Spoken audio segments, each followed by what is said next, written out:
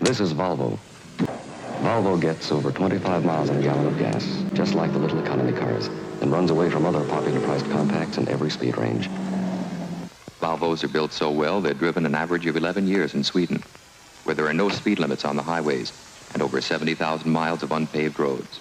Volvos also deliver 25 miles to the gallon. That won't bug you either. And if you're worried about keeping up with the Joneses, you can always buy a boat with the money you save. And you can drive a Volvo like you hate it.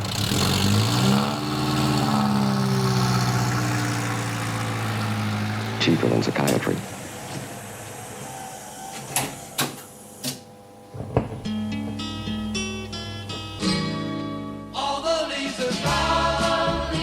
The 1960s.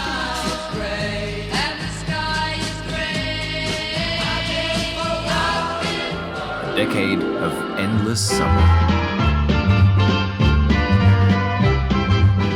A decade of music, protest, war, and change. But a celebration of freedom, signifying renewal as well as change. Rock and roll was playing on every transistor radio.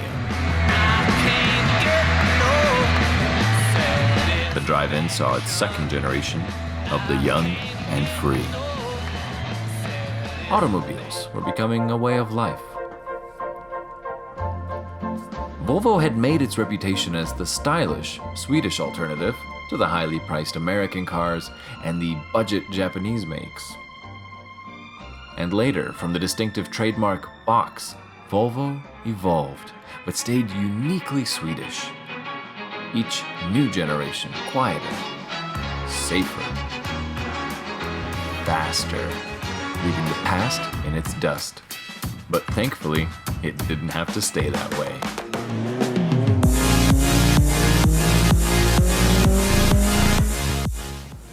You know this car. I love this car. My 1967 Volvo 122S, also known as Amazon, named Arthur. I've put a lot of blood, sweat, and tears into this project. And is it perfect? No. Was it fun? Oh, yes.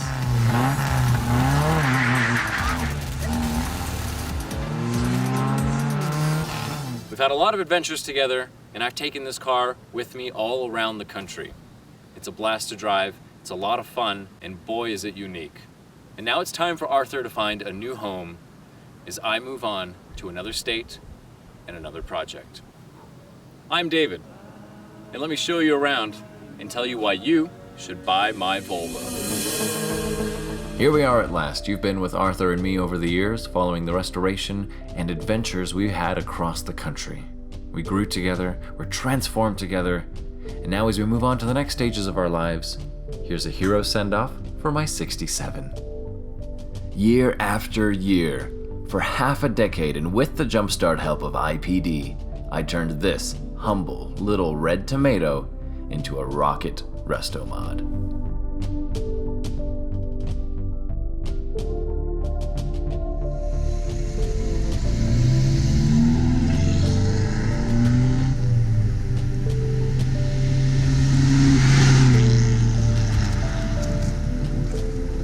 Arthur started his life in Chicago. I've got the original dealer book for that, and he allegedly spent about a decade in Japan touring the country while his owners were at work. I made a full restoration series, which was kicked off by IPD's build-off back in 2013, as they celebrated 50 years of business, so I have documented every step of the restoration of this car for the last 5 years. With all the wonderful IPD performance suspension goodies, this car is a blast to drive. Over the years, Arthur has been my faithful companion as we've traveled every state west of the Rocky Mountains, meeting Volvo enthusiasts and owners every step of the way. Arizona, New Mexico, Colorado, Washington, Oregon, Idaho, Wyoming, and my favorite, California, where I made so many great friends, even took a trophy home, and had a wonderful time traveling for car shows.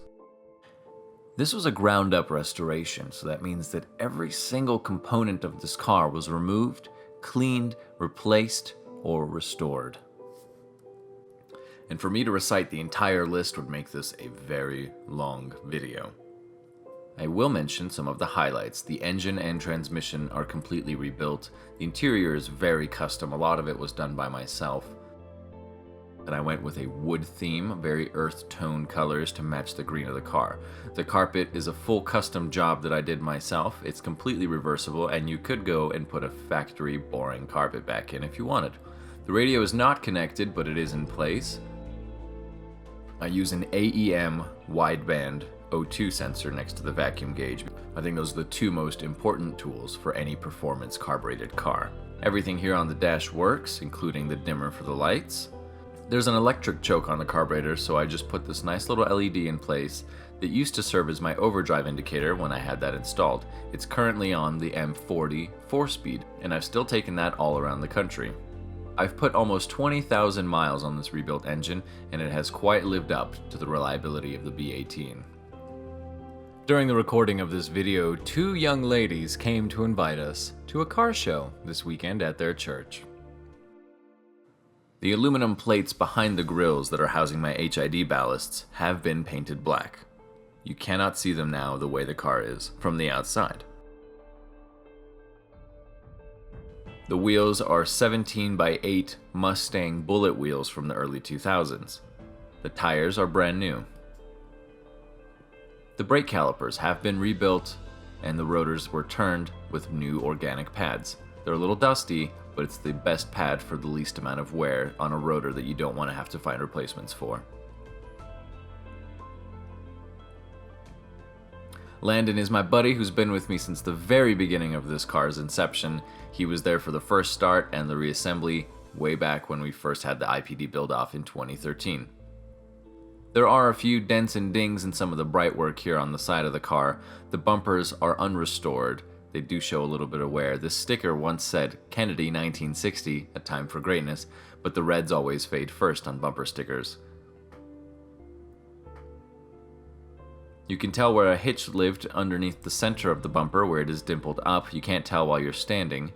And here I've attached a kill switch for the battery where the fuel tank filler neck used to be. I've also got the original reflectors if you feel like putting them on, but I like the look without them. All the windows have been tinted to 35%, which is the legal limit in most states, and Swedish Motors is one of the premier Volvo repair places, especially for the classic models. They're located in Boulder, Colorado, and was one of the first places where I went to get parts for this car. All the lights, turn signals, and brakes do work on this car. I went through everything and made sure that all was in functioning order, especially since I'm traveling interstate. These HIDs are really great, very bright, and they do throw a lot of light around. People aren't happy with it, but when you're in a classic car, everyone's a little more forgiving. They're genuinely glass projector headlights, so there's no fading of plastic here. Underneath the bonnet is the life and soul of our Volvo. I kept the original engine that came with the car, the B18D, and I had it rebuilt, brand new 30 thousandths over pistons and rings. The bottom end had new bearings as well, a brand new camshaft, new lifters, push rods, and a full valve grind, so it was back to perfect, and I replaced all the hardware on it. We're now running with an alternator. This is a Miata alternator. We have a 4-to-1 header downpipe section with a full 2¼ inch exhaust. Weber 3838, and I shaved off the battery tray as well as the heater valve, which made for a much cleaner engine bay, and a fully custom Willwood dual circuit power assisted brake setup. It's a fantastic job, and it stops the car with very little pedal pressure required. The original ID tag next to the IPD sticker, and of course brand new master and slave cylinders, as well as aftermarket electronic ignition, fuel pressure regulator for my electric pump, set to 2.5 psi for the Weber, and an original radiator because nothing cools these cars as well as an original brass radiator does. For the first 4 years, I had a clear bra on the hood to protect it from rock chips as I was traveling. I recently removed it and was happy to see that the paint underneath is still perfect. I use stickers very sparingly in this car, but I felt like this was a very appropriate place to put my Volvo Rescue hashtag. Inside we have these wonderfully comfortable plush S80 T6 black leather seats. The leather is not torn anywhere, there's a little bit of fading. There's one small spot where it looks like it wore, it's not quite torn on the side, and there's a little bit of fading here and there, so I have these $100 seat covers on there, which are very stylish. On the rear, I removed the back seat, I still have it, it will come with the car, but I used it as a place to put my chests filled with goodies for travel, and the dog bed sat on top of those. It's currently with the custom carpet and foam.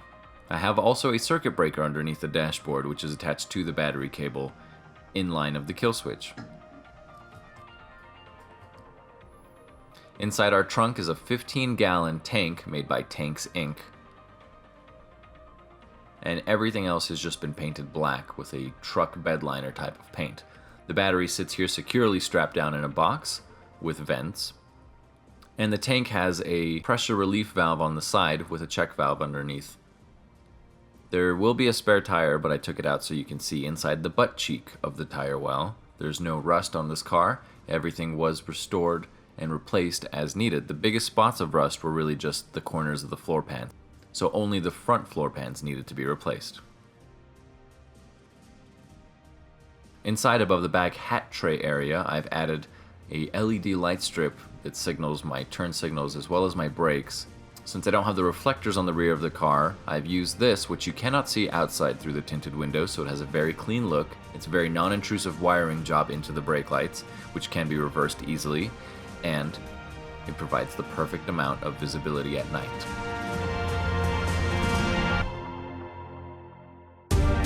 Please buy my Volvo so people can stop turning their heads to talk to me and I can have my privacy back. Buy my Volvo so that I can repair my drone that I crashed during the making of this video. Buy my Volvo so that I can finally pay off my student loans. Buy my Volvo so I can help Soren fix his constantly breaking down 240. Thank you for watching.